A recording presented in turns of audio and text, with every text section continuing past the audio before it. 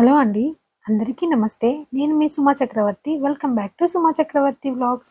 ఈరోజు వీడియోలో మన సంక్రాంతి స్పెషల్ అయిన అరిసెలు ఇంట్లో సాఫ్ట్‌గా ఎలా చేయాలో చూద్దాము. మొదటిసారి మన ఛానల్ చూసే వాళ్ళు ఎవరైనా ఉంటే ప్లీజ్ సబ్స్క్రైబ్ చేసుకోండి.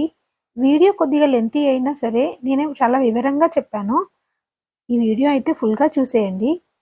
ఈ వీడియో ఫుల్‌గా చూసారంటే మీరు మొదటిసారి అరిసెలు చేసినా సరే చాలా పర్ఫెక్ట్‌గా వస్తాయి. అరిసెలు చేయడానికి మనమైతే రేషన్ బియ్యమే వాడతాము. రేషన్ బియ్యం అయినా సరే ఇప్పుడు కొత్త బియ్యం వస్తున్నాయండి. కొత్త బియ్యం కాకుండా పాత బియ్యం ఉంటాయి కదా మన ఇంట్లో రేషన్‌వి పాత బియ్యం అవి వాడుకోండి. కొత్త బియ్యం వాడితే అరిసెలు మనకి గట్టిగా వస్తాయి. నేను ఈ గ్లాస్‌తో 5 గ్లాసులు రేషన్ బియ్యం అయితే తీసుకొని నానబెడుతున్నాను. ఈరోజు నైట్ నానబెడితే రేపు మార్నింగ్‌కి మనం బియ్యం నానిపోతాయి కదా! అరిసెలకి పిండి పట్టించడానికి మిల్లుకి పంపించాలి. రేషన్ బియ్యం కాబట్టి బియ్యంలో కొద్దిగా చెత్తా చెదారము, రాళ్ళు అవి ఉంటాయి. బియ్యంని నీట్‌గా చేసుకోండి. రాళ్ళు ఏమీ లేకుండా గాలించుకోండి. అన్నీ నీట్‌గా చేసుకున్న తర్వాత ఒక 5 గ్లాసులు బియ్యం అయితే తీసుకొని నైట్ నానబెట్టారనుకోండి మార్నింగ్ మనం మిల్లాడించుకోవచ్చు. ఇవి నీట్‌గా చేసిన తర్వాత నేను 5 గ్లాసులు నానబెట్టానని చెప్పానా? నైట్ నానబెట్టాను. మార్నింగ్‌కి బియ్యము అలా పూర్తిగా నానిపోయాయి. ఇప్పుడు ఈ బియ్యంలో మొత్తం సెపరేట్ చేసి కొద్దిగా వాటర్ అన్నీ తీసేసి దాన్ని కొద్దిగా గాలి కారిన తర్వాత మనమైతే బియ్యాన్ని పట్టించుకోవాలి. ఊర్లో ఉండే వాళ్ళైతే కింద క్లాత్ ఏసి దాన్ని మనం నీళ్ళు ఆరేదాకా ఉంచుతారు. కానీ మనం సిటీలో ఇవన్నీ చేయలేం కాబట్టి ఇలా స్ట్రైనర్‌లో వేసామనుకోండి, బియ్యాన్ని మొత్తం తీసి ఇలా స్ట్రైనర్‌లో వేసి ఒక 10 మినిట్స్ ఉంచేస్తే చాలు. దాంట్లో ఉన్న వాటర్ అంతా పోతుంది. బియ్యం మాత్రం తడిగానే ఉంటాయి. మనకి ఒక 10 నిమిషాల తర్వాత ఇలా వాటర్ అన్నీ కిందికి వెళ్ళిపోయిన తర్వాత బియ్యం మాత్రం కొద్దిగా పొడి పొడిగా అయిపోతాయి. వాటర్ ఏమీ లేకుండా కొద్దిగా బియ్యం తడిగానే ఉంటాయి. అలా ఉన్నప్పుడే మనం నేనైతే ఒక డబ్బాలో వేసి అది మిల్లాడించడానికి పంపిస్తున్నానండి. మీరు కొద్దిగా బియ్యం వాడేటట్లయితే మిక్సీ పట్టుకోవచ్చు.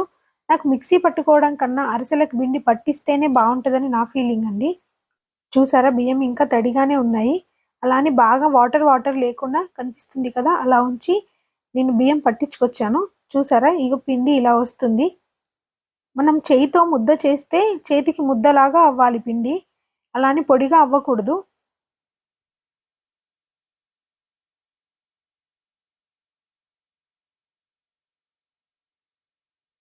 పిండి తడిగా ఉన్నప్పుడే మనం అరిసెలు చేసుకోవాలండి. చూసారా ఇలా ముద్దలా అవ్వాలి. ఎక్కువ సేపు అలానే పక్కకు పెట్టామనుకోండి పిండంతా ఆరిపోతుంది. అలా అవ్వకముందే మనము అరిసెలకి పాకం పడదాము. నేను వేసిన బియ్యము కరెక్ట్‌గా కేజీన్నర వెయిట్ వచ్చాయండి. తడి బియ్యం పంపిస్తే.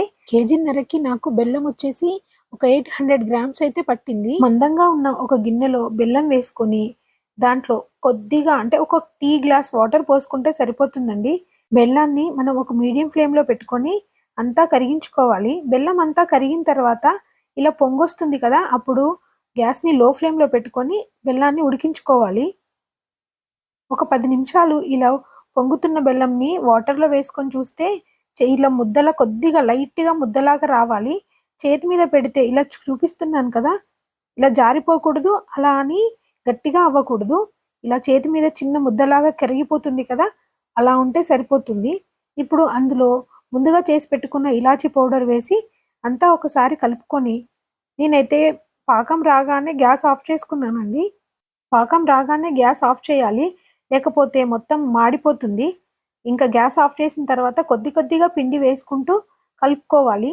మీకొక్కరికే చేయడం కుదరదు కాబట్టి ఇంకొకరి హెల్ప్ అయితే తీసుకోవాలి. ఖచ్చితంగా మనం అరిసెలు చేసేటప్పుడు పక్కన ఇంకొకరి హెల్ప్ అయితే ఉండాలండి. ఒక్కరే చేయడం కొద్దిగా కష్టంగానే ఉంటుంది. మొత్తం అంతా కలిసేలాగా కలుపుకోవాలి. ఈ బెల్లాన్ని కలుపుతున్నాను కదా! దాన్ని తెడ్డంటారు. మీ దగ్గర ఇలా కొద్దిగా గట్టిగా ఉన్న చెక్క గరిటె కానీ, స్టీల్‌దైనా పర్లేదు. కొద్దిగా గట్టిగా ఉన్న దాంతోని కలపండి. లేకపోతే గరిటె విరిగిపోతాయి. ఇలా కొద్ది కొద్దిగా పిండి వేసుకుంటూ మొత్తం కలిసేలాగా కలుపుకోవాలి. మనకి ఒకసారి పిండి కొద్దిగా ఎక్కువ పట్టొచ్చు. లేదంటే కొద్దిగా తక్కువ పట్టొచ్చు. ఎందుకైనా మంచిది మనం ఏం చేయాలి అంటే పిండి కొద్దిగా ఎక్కువగా ఉండేటట్టే చూసుకోండి. కేజీ బెల్లం వేస్తే మనకి కేజీన్నరకి కొద్దిగా తక్కువగానే పడుతుంది. ఒక్కొక్కసారి ఒక కేజీన్నరకి కొద్దిగా ఎక్కువగానే పిండి పడుతుంది. అందుకే మనం వేసిన బెల్లంకి డబల్ ఉండేలాగా చూసుకోండి పిండి అయితే. పిండి ఎక్కువగా ఉండేటట్టు చూసుకొని కలుపుకుంటే బెటర్ అండి. పిండి మిగిలినా పర్లేదు, కానీ పాకం ఎక్కువైందనుకోండి అరిసెలన్నీ పాడైపోతాయి. మీరు చూస్తున్నారు కదా, ఈ పిండి ఈ కన్సిస్టెన్సీ వచ్చేంత వరకు కలుపుకుంటే చాలు. ఒక 10 నిమిషాల తర్వాత కొద్దిగా గట్టి పడుతుందది. దాంట్లో ఒక 2 స్పూన్ల నెయ్యి వేసుకొని మొత్తం ఒకసారి కలిపి 10 నిమిషాల తర్వాత కొద్దిగా చల్లగా అవుతుంది. పిండికి కూడా కొద్దిగా బిగుసుకుంటుంది కాబట్టి అప్పుడు మనకి ఉండ చేయడానికి ఈజీగా ఉంటుంది. మీరు అరిసెలు చేయాలి అనుకుంటే 2 కేజీల తడి బియ్యం పిండికి 1 కేజీ బెల్లం అయితే సరిపోతుంది. ఒక్కొక్కసారి కొద్దిగా పిండి మిగలొచ్చండి.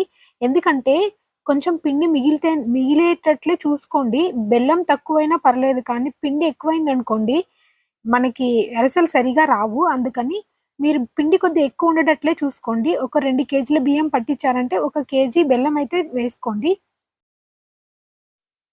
మూత పెట్టి ఒక 10 నిమిషాల తర్వాత తీసానండి.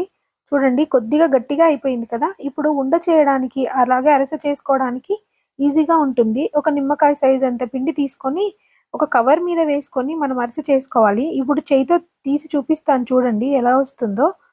పిండి చూసారా, చాలా పర్ఫెక్ట్గా వచ్చింది. చేయితో ఇలా అద్దితే మనకి ఉండలాగా రావాలి, అది అరిసెలాగా వస్తుంది. కనిపిస్తుంది కదా, అలా ఉంటే సరిపోతుందండి. ఇది తెలుసు కదా మీకు, దీన్ని అరిసెల చెక్క అంటారు. అరిసెని దీని మీద వేసి ఒత్తితే దాని మీద ఉన్న ఆయిల్ అంతా మనకి బయటకు వచ్చేస్తుంది.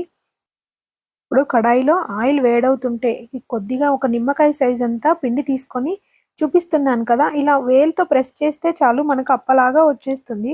మరీ పల్చగా కాకుండా మరీ మందంగా కాకుండా చూపిస్తున్నాను కదా ఆ సైజులో చేసుకొని ఆయిల్లో వేసి ఫ్రై చేసుకోవాలి. ఆయిల్ మరీ బాగా వేడిగా ఉందనుకోండి అరిసెకి మధ్యలో హోల్స్ వచ్చేస్తాయి. అలా అని ఆయిల్ సరిగా వేడిగా లేకపోయినా కష్టమే. అందుకని మీడియం ఫ్లేమ్లో పెట్టుకొని ఇలా అరిసెలు అయితే చేసుకోండి. బాగా వేడిగా ఉంటే కష్టము. చూసుకోండి, మీరు 1-2 అరిసెలు వేస్తే మీకు తెలుస్తుంది. అరిసెలు తొందరగా కాలుతాయండి. అందుకని ఇద్దరు ఉంటే బాగుంటుంది అరిసెలు చేయడానికి. చూసారా అరిసెలు ఎలా పొంగుతున్నాయో, ఇలా పూరిలాగా పొంగుతాయి. ఇలా పొంగాయంటే మీ అరిసెలు చాలా పర్ఫెక్ట్గా వచ్చాయని అర్థం. ఇట్లా ఆయిల్లో నుంచి తీసిన అరిసెని మన అరిసెల చెక్క మీద వేసి అలా ప్రెస్ చేస్తే చాలండి, దాంట్లో ఉన్న ఆయిల్ అంతా మనకి బయటకు వచ్చేస్తుంది. ఇలా గరిటతో తీసి మనము ఒక ప్లేట్లో వేసుకోవాలి. అంతేనండి అరిసెలు చేయడం. కాకపోతే అరిసెల్ని ఒక్కరు చేయడం కొద్దిగా అంటే చాలా ఇబ్బందిగానే ఉంటుంది. ఒక్కరు కాకుండా ఇద్దరు ఉండేలా చూసుకోండి. ఫస్ట్ అరిసెలు చేసేటప్పుడు కంగారు పడకూడదు మనకు రాదేమో అని. అందుకని కొద్దిగా పిండి ఎక్కువగా ఉండాలి. మనం 2 కేజీల బియ్యం పట్టించుకొని 1 కేజీ బెల్లం వేసి మీరు పట్టారనుకోండి పాకము, పిండి మిగిలిన సరిపోతుంది. ఇలా ఒకదాని తర్వాత ఒకటి వేస్తూ ఈ సంక్రాంతికి మీరు కూడా హ్యాపీగా అరిసెలు చేసుకోండి. వీడియో కొద్దిగా లెంతీ అయినా పర్లేదు, నేనైతే వివరంగా చెప్పానని అనుకుంటున్నాను. ఈ వీడియో నచ్చితే ఒక లైక్ చేయండి, సబ్స్క్రైబ్ చేసుకోవడం మాత్రం మర్చిపోకండి. మీరు అరిసెలని నువ్వులు వేసి చెయ్యాలి అనుకుంటే పాకంలో నువ్వులనైనా వేయొచ్చు. లేదంటే ఇలా అరిసెని ఒత్తేటప్పుడు పైన కొద్దిగా నువ్వులు వేసుకొని ఒత్తినా సరే మనకి నువ్వుల అరిసెలు అయితే వచ్చేస్తాయి. మీకు ఒక గమ్మత్తైన విషయం చెప్పనా? అరిసెలు చేసేటప్పుడు ఎలాగూ మనం ఒకరం చేయం కాబట్టి మన ఫ్యామిలీ మెంబర్స్ అందరం కూర్చొని చేస్తాము. భలే సరదాగా ఉంటుందండి అరిసెలు చేయడం. పాకం పట్టడం ఒక్కటి తెలిస్తే చాలు, ఫ్యామిలీ మెంబర్స్ అందరూ కూర్చొని ప్రశాంతంగా చేయొచ్చు. అసలు అరిసెలు ఎవరికి ఇష్టం ఉండదు చెప్పండి, ఇంత బాగా వస్తే. మేమైతే మా ఫ్యామిలీ మెంబర్స్ అందరం కూర్చొని చేసాము. మీకు కూడా అరిసెలంటే ఇష్టమైతే ఒక లైక్ చేయండి. Thanks for watching.